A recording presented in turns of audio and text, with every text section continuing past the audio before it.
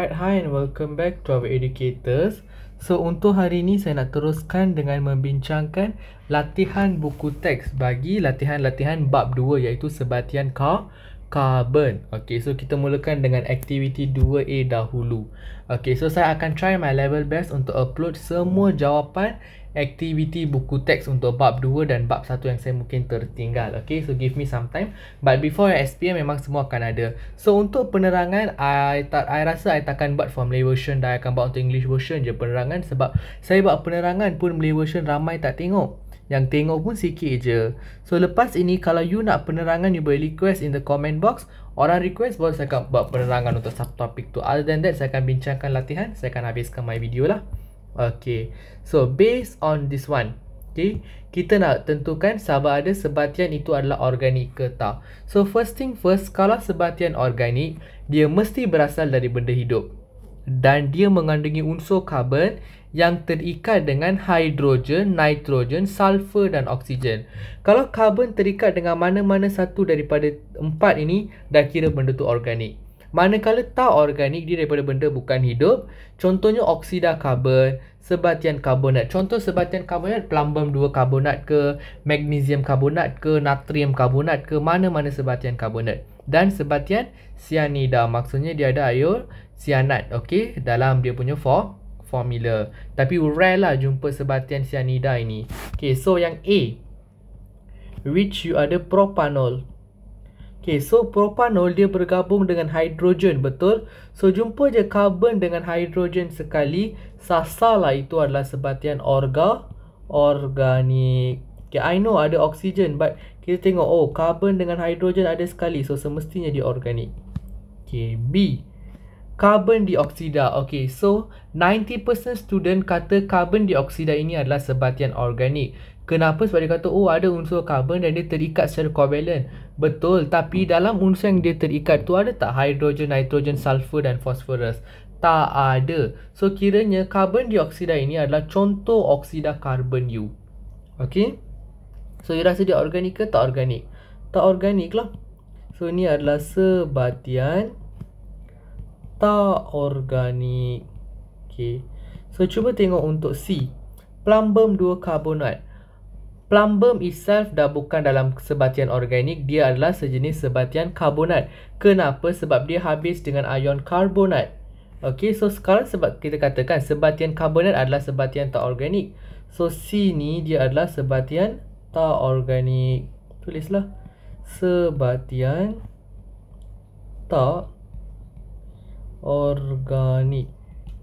Okay, D, glukosa.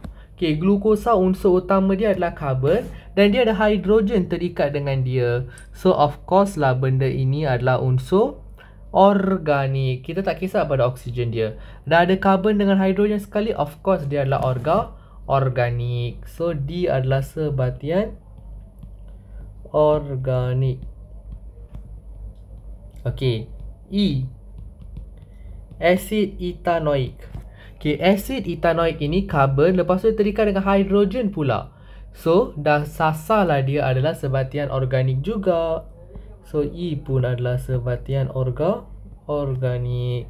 So, nak tak nak you kena dapat konsep on how does this thing works. So, kalau boleh you includekan benda ini. Dia sebatian organik ke tak dalam in your nota. So, saya bagi tahu awal-awal lah. Okay, next. Jom kita tengok soalan. Nyatakan istilah bagi setiap satu penyertaan berikut. Okay, so nombor 2 A. First, ambil highlighter. Okay, sebatian yang mengandungi unsur karbon. Sebatian tu dia ada unsur karbon. So kalau dia ada unsur karbon sebagai main, kita panggil dia adalah sebatian apa? Yes, correct. Dia ada sebatian tu, dia ada unsur karbon sahaja. So of course lah we will call them as sebatian karbon. Kenapa? Sebab sebatian karbon yang mengandungi karbon sebagai unsur juzurnya, like dia punya main tu adalah karbon. So in this case dia kata mengandungi karbon, so dia adalah sebatian karbon. Ramai akan kata, oh ni sebatian organik. No. Ingat sebatian organik, dia punya point very simple. Dia first ada karbon dan dia terikat dengan hidrogen, sulfur, rasanya sulfur lah, sulfur, phosphorus dan juga nitrogen. Kalau terikat dengan mana-mana ni baru kita kira dia sebagai unsur sebatian organik. Okey, B. Hidrokarbon yang mempunyai ikatan tunggal sahaja.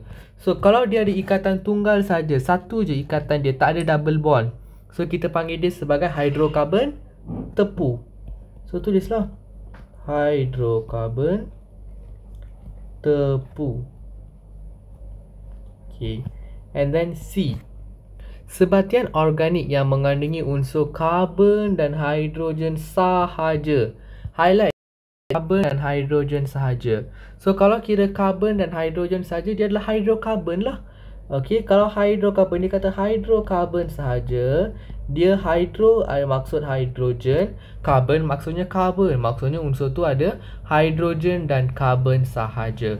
Kalau hidrokarbon, dia ada hidrogen dan karbon saja, tapi semua ikatan antara hidrogen dan karbon dia adalah satu. Dia one line saja, tak ada double line.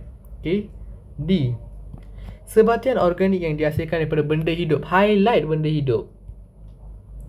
So kalau benda hidup, dia semestinya adalah sebatian organik, sebab daripada benda hidup lah sebatian organik terhasil. So sebatian organik. Okay, then E. Hidrokarbon yang mengandungi ikatan ganda 2, maksudnya ada 2 line ataupun ganda 3. So semestinya kalau dia kata ganda 2, ganda 3 semua, itu adalah hidrokarbon tak tepu. So ini semua terminologi tau, term-term yang you kena tahu. So nak tak nak you lepas habis this class, I want you to buat this latih diri and tahu maksud bagi semua term yang dia guna in this earlier subtopic. Maksud sebatian karbon, maksud hidrokarbon tepu, maksud hidrokarbon, maksud sebatian organik dan hidrokarbon tak tepu. Cikgu mana dah dapat semua ini?